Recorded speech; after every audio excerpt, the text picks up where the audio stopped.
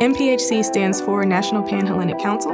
It is an umbrella organization of 9 Black Greek-lettered organizations, which some people refer to as the Divine Nine. Here at Howard University. These organizations were founded during a time where there were specific political, socio-political, and economic needs of African-American communities. And they created their organizations to meet the needs of those communities. Also, they were created to provide a safe haven for Black students on campus. This is especially during times where college campuses were not very accepting or open to Black students. There are white organizations, there's Latinx organizations, there are multicultural organizations, and with all of those groups, the people bring their culture with them, and Black Greek organizations are not immune to this, right? They have very unique traditions and practices that they value, and most popularly, that is the strolling and stepping. You can see this happening at celebrations, events, parties. It promotes unity. It is a way to exhibit pride in one's organization.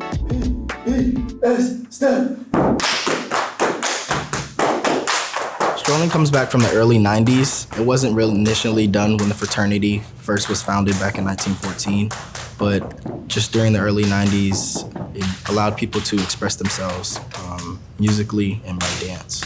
You know? Stepping is there's no music involved, and you are creating a beat using your own body. So whether it's clapping, stomping, or slapping your body in any type of way. The position of stroll master is held in chapter by the best stroller. Stroll master creates the strolls. They set up practices, time schedules, just to make sure that everybody's on one accord with the strolls and the timing is down, and just making sure everything looks presentable before we actually go on stage for a performance, or even if we're strolling at a function or an event.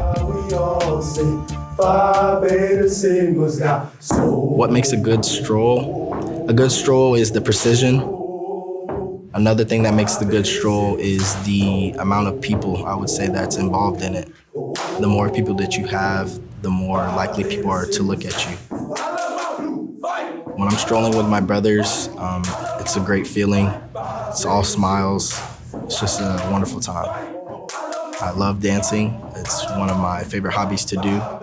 I feel a sense of power. I feel like it allows me to express my emotions. People who are dedicated to service and scholarship, who are dedicated to bettering communities and themselves, tend to be interested. People who join, everybody might tell you a different story as to why they've joined. A lot of it literally just starts from someone that they view as admirable, and they had a mentor, a teacher, a pastor, someone that inspired them. The reason that I decided to join Sigma is because my sister came to UCF. She joined Zeta Phi Beta Sorority Incorporated. Growing up around her and seeing the good work that the Sigmas do on campus, and then coming to UCF, my first time on campus, meeting brothers that were willing to just take me to the grocery store and help me out with my homework. I had classes with them. I just grew. I could see a great liking to them. When I was in high school, there was a group in my county where a local chapter of Deltas, they had a group called Del Teens, and they mentored high school girls, and I was one of them. So to me, these women were amazing, they were powerful, and I wanted to be like them. A lot of these organizations are 100 plus in terms of age, right? Although some of the needs of communities have stayed the same, there are varying changes, and they have evolved to meet those different changes and those different needs. Our motto is culture for service and service for humanity. So as long as we continue to serve our community, we can continue to better strive to be better people.